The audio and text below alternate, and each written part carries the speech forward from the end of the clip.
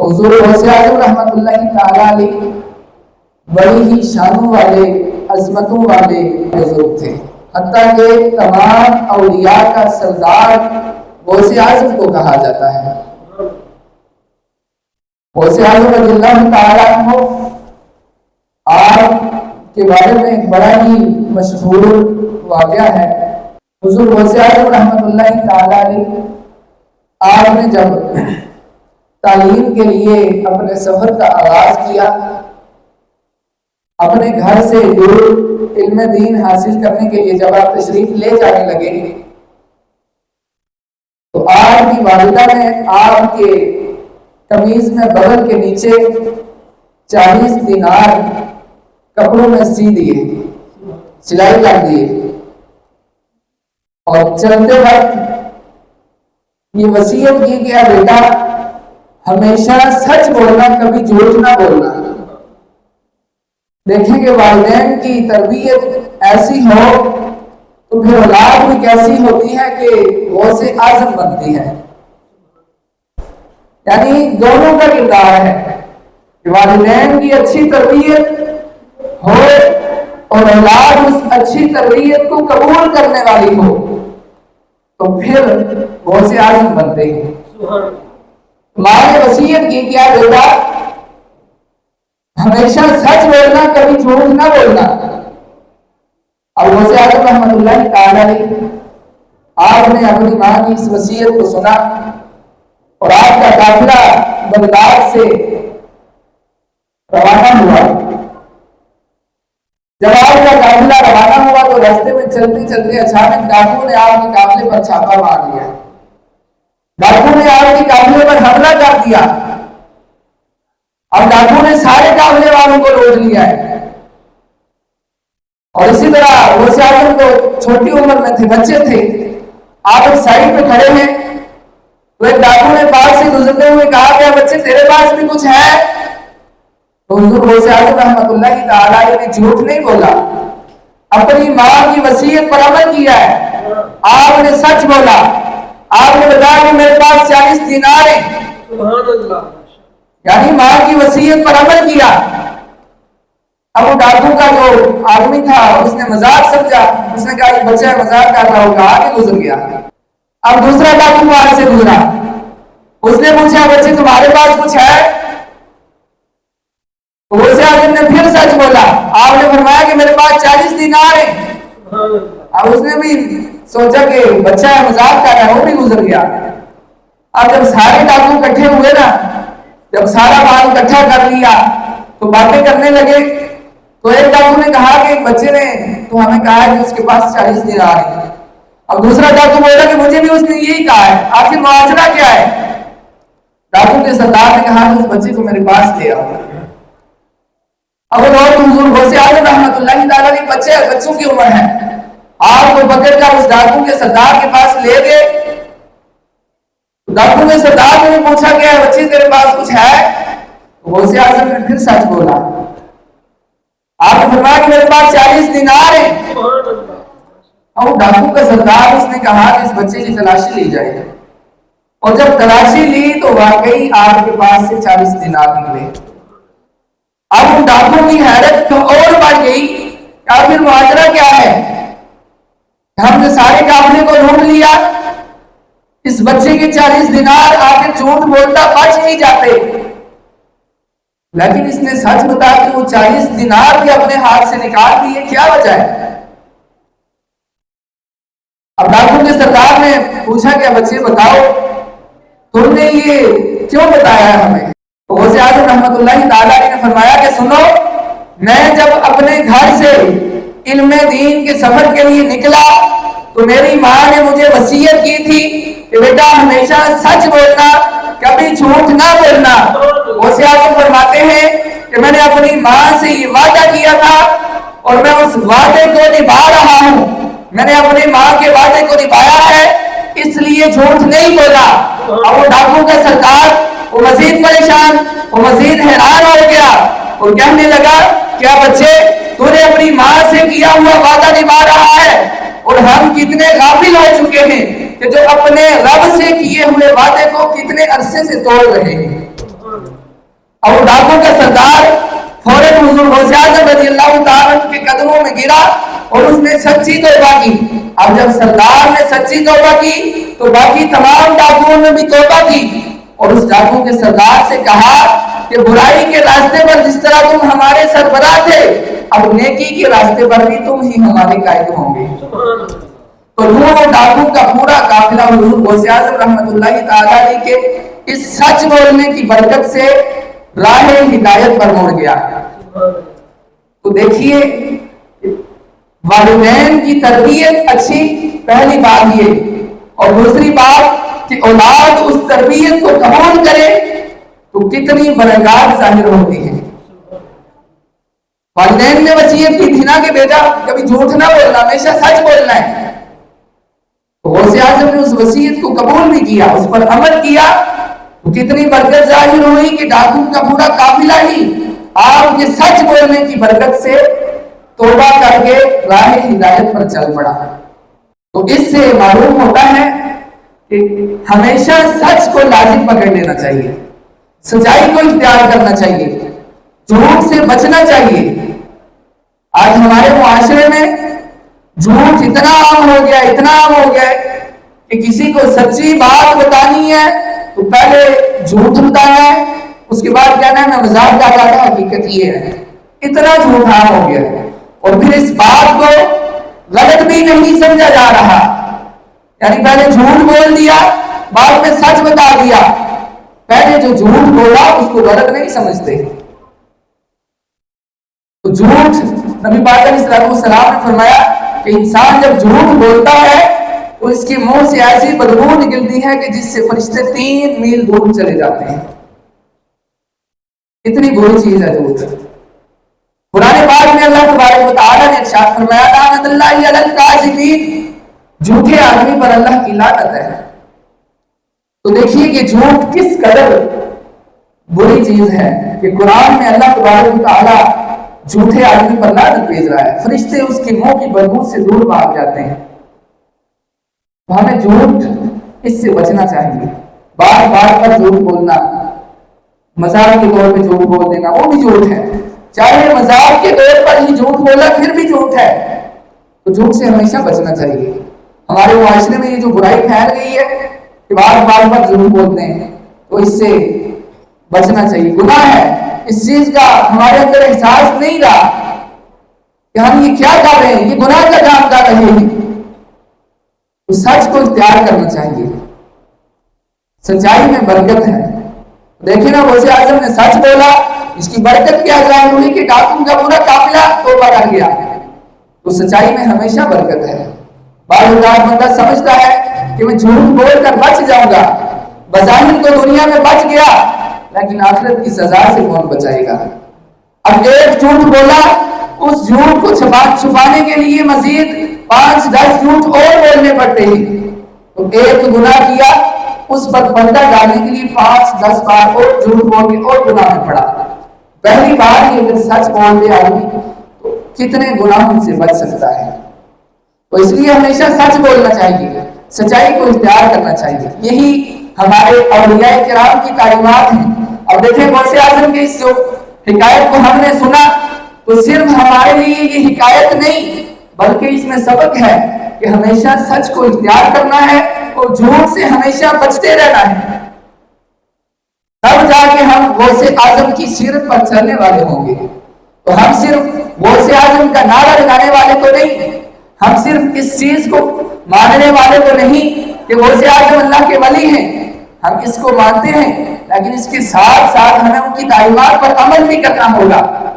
ہم صرف 11ویں کھانے والے نہیں بلکہ ہم 11ویں والے پیر کی تعلیمات پر عمل کرنے والے بھی ہیں. تو غوث اعظم رضی اللہ تعالیٰ عنہ کی یہی تعلیم ہے کہ ہمیشہ سچ کو اختیار کیا جائے، جھوٹ سے بچا جائے.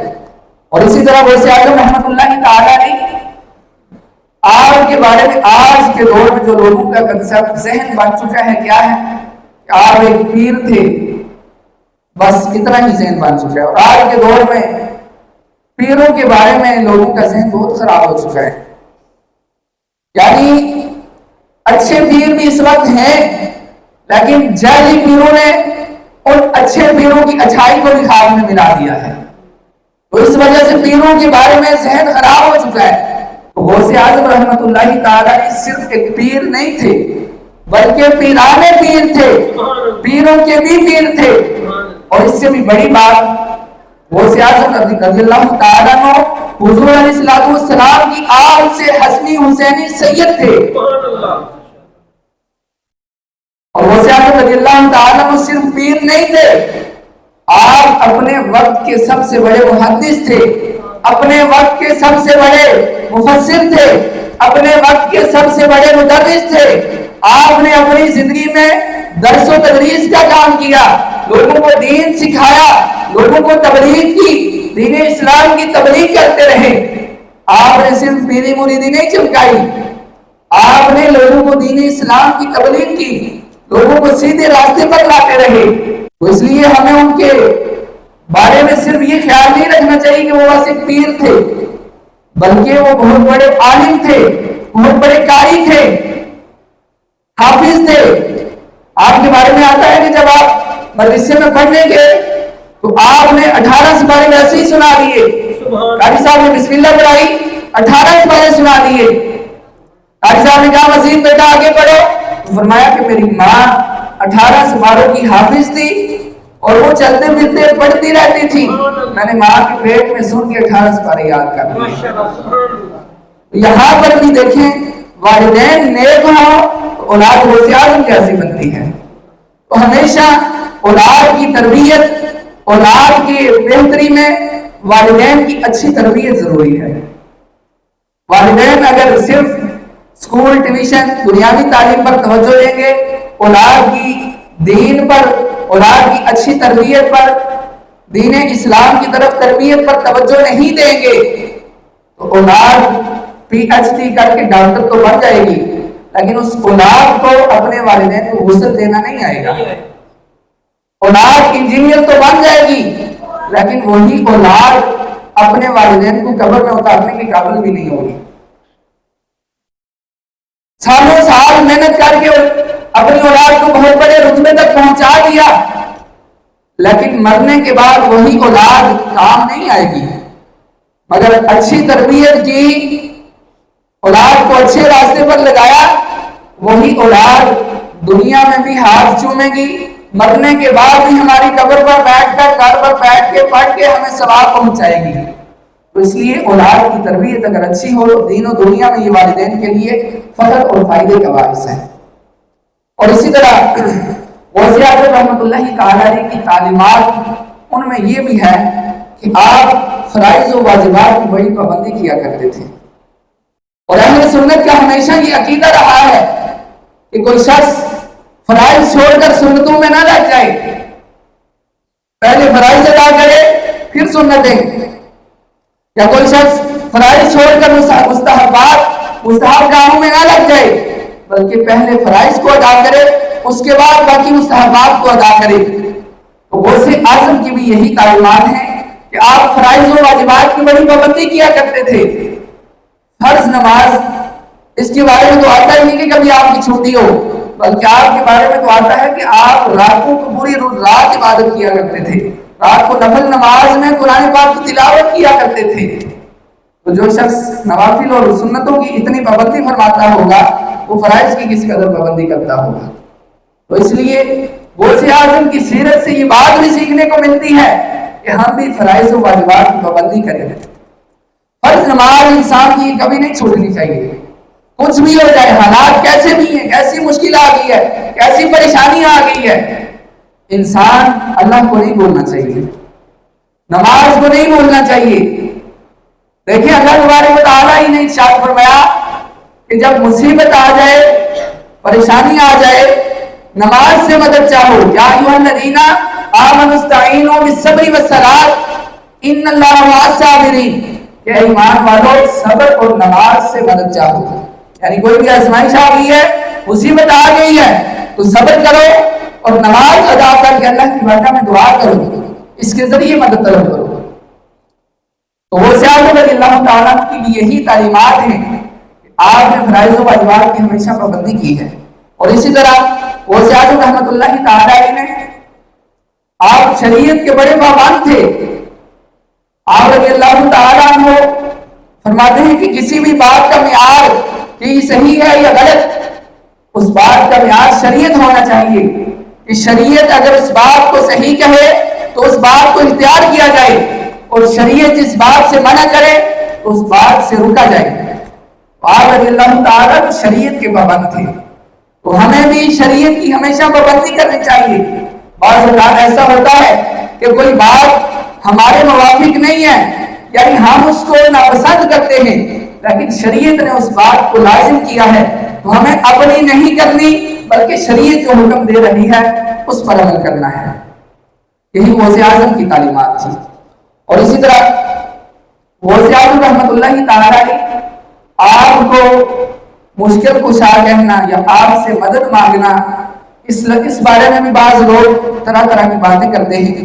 کچھ لوگ کہتے ہیں کہ یہ شرک ہے، کچھ لوگ کہتے ہیں مانگنی چاہیے. تو اس کے بارے میں بھی سن لیجئے. کسی بھی اللہ کے نیک بندے سے، نبی سے، ولی سے، صحابہ سے مدد مانگنا اور یہ عقیدہ رکھنا کہ اللہ نے ان کو طاقت عطا فرمائی ہے، یعنی ان کی اپنی کوئی طاقت نہیں بلکہ اللہ نے ان کو یہ طاقت عطا فرمائی ہے، اس عقیدے کے ساتھ مدد مانگنا جائز ہے. اور یہ عقیدہ رکھنا کہ وہ اپنے اختیار سے ہماری مدد کر رہے ہیں، یہ عقیدہ شرک ہے. تو بعض لوگ اس طرح بھی گمراہ کرتے ہیں کہ صرف اللہ سے مدد مانگی جائے، کسی ولی سے، کسی نبی سے مدد نہ مانگی جائے.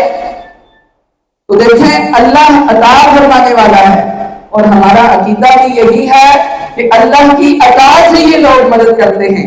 تو اس عقیدے سے کسی سے بھی مدد مانگنا شرک نہیں ہے بلکہ جائز ہے. اور اسی طرح آج کے دور میں نا درباروں کے بعد بلند بیٹھے ہوتے ہیں اور اپنے آپ کو بڑا پیر فقیر کہتے ہیں، اور لوگ بھی ان کو بڑا مان رہے ہوتے ہیں. تو دیکھیے گا شریعت اور طریقت، شریعت یعنی دین اسلام کے جو احکام ہیں وہ، اور طریقت جو روحانی سلسلہ ہے، یہ دونوں ایک ہیں، دونوں جدا جدا نہیں ہیں. یعنی جو پیر ہے وہ شریعت کا پابند ہے تب پیر ہے، اگر شریعت کا پابند نہیں ہے تو جعلی پیر ہو سکتا ہے، حقیقی پیر نہیں ہو سکتا.